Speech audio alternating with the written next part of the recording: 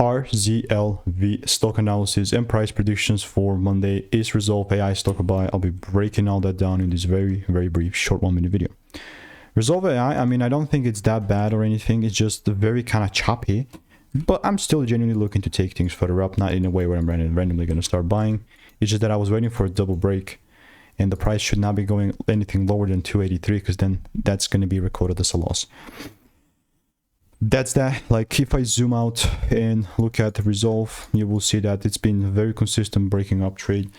It's just kind of tough because technically we're in a supply zone here, and like we will see that if it really punctures through this and just delivers. But honestly, like, the cost for the effect that I'm willing to take is well worth it. You know, it's worth it for me in my eyes. And RZLV, I also got about 4 results here as well. So let me know what is your opinion on RZLV, and if you want to get free money making emails and insights, click the first link in the description and I will continue to keep you updated. So goodbye and enjoy.